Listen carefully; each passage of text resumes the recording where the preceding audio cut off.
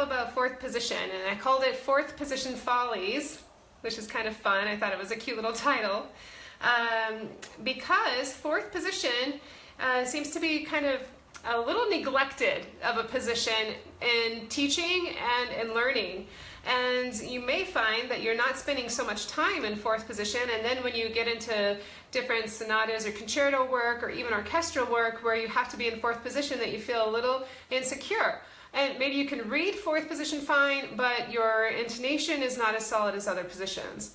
And so today what we're going to talk about is actually fourth position, how to find fourth position. So for all the fourth position newbies out there, to help you know exactly where is fourth position on the violin and how to find it. And we are going to talk about why it's what I consider the no man's land on the violin positions. And then we'll be talking about the importance of the hand frame, which you hear me talk about quite a bit, and we'll talk about that within fourth position, and that'll give you some exercises actually to get you going and studying and playing in fourth position. So first off, let's get started in how to find fourth position.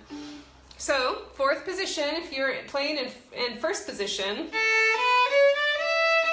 that fourth finger is where your first finger would live in fourth position. Okay, so that's why it's called fourth position. So where your fourth finger is in first, you replace that with your 1, and now you're in fourth position. Now what's really cool about fourth position is that the first finger in fourth position resonates with your open string. So here on the A string, your first finger is for E. Okay, so it resonates with your open E. Matches perfectly with open E, okay? So that works across the string. So here on the D string, your first finger is on A, is playing A. So your first finger on D in fourth position is A. And you can check that with your open A. So really nice resonance. And then for the G string, you have the first finger on your G string in fourth position is D. And that resonates with your D. You know, it matches. It resonates the D and it matches the pitch. Then when you go to the E string, your first finger plays B. So if we had an instrument that was higher than the violin, that instrument would have a B string, okay, an open B string. It'd be kind of cool to have an open B string. But since we don't have an instrument higher than the violin, just know that this first finger on the E string is B. Okay, now, so that's pretty cool to be able to find fourth, right? And no matter what position you're learning or working on or focusing on for the day, you want to be able to find that position. So obviously you'll find that position by, shifting, playing in first, and then shifting up, to play that E, or perhaps you want to shift to third, and then find it from third. Because when you learn fourth position, you should already know third. Okay, so your foundation of learning any position outside of first is actually your third position. That's what I call kind of like the base camp. If you're imagining that you're hiking up the mountain, the Himalayan mountains, Himalayas, I guess. You're hiking up, you have to be prepared, you have to go to a certain camp, get prepared for all the higher elevation, right? Well, that's what third position is. That's like your base camp. So if you are thinking about learning fourth position, you really need to learn third position first, okay? Now, with fourth position, not only does your first finger resonate with your open strings, your fourth finger does as well, so it's really cool.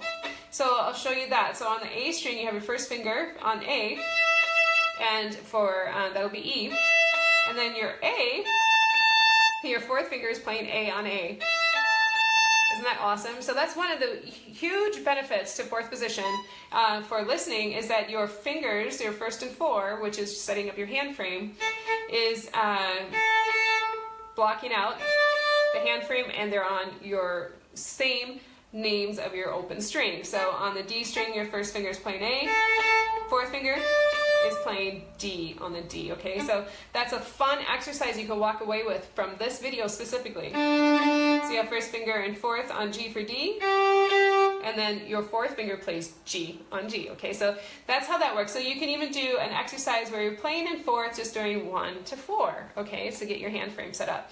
So you want to know where fourth is by shifting to it like we talked about, and then also you want to know where it is by taking your hand away and bringing it back so you can find exactly where fourth is, so you know exactly where that fourth finger is, where that first finger is in fourth position, I should say.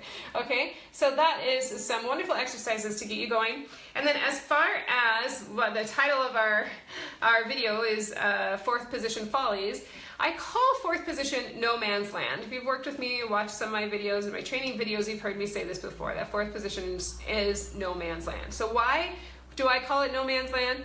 Well, first off, like I said, it's under-taught, kind of neglected in violinist studies, and it just gets overlooked. Almost like fourth position is a bus stop between third and fifth. Not that violinists actually stay and practice or spend a lot of time in fourth, so that's why I call it the no man's land. And sometimes a lot of violinists actually feel really uncomfortable in fourth, they feel comfortable in third, they feel comfortable in fifth, but when it comes to fourth position, they feel like it's the moon, practically. Okay, and it's just because it hasn't been enough time spent specifically in fourth position. So you want to take care of that and make sure that you give fourth position its attention, right? So we talked about how to find fourth, the reason why it's no man's land, and what you need to do so it's not your no man's land. And then finally, we talked about the hand frame, you know, setting up the 1 and the 4 so you can actually have an exercise to leave with from this video. There's one other reason why it's no man's land. In first position, you know, you feel really comfortable in first, that's your first position you learn. And then third position you learn outside of first, and then after that you typically learn fifth. Well, when you learn fifth, fifth reads like first position on a string over. Now I'm going to go through this kind of quickly. Sixth position reads like second position but a string over. Seventh position reads like third position but a string over. And then what we have with fourth position is kind of there in the middle, and it doesn't read really like anything else. You can't technically relate the same pitch with a finger to another position, that type of thing. So that's why it's a little tricky to read, because it's different than any other position. The only thing you can compare it to is, and this is kind of complicated and actually it doesn't really help in your reading or in learning of fourth position at all, but just a unique little tidbit. Fourth position is like first position, but an octave higher. So, for example, on the D string you play E and A, okay, with your first and fourth. And an octave higher, you play the same pitch as E and A on the A string in fourth position. Now, that's a fun little tidbit, but it's not going to really help you read the notes or improve your fourth position skills, but you kind of have a little trivia. Okay, so that's about fourth position. Wishing everybody a wonderful, wonderful week, and I'll see you in the next video. Ciao!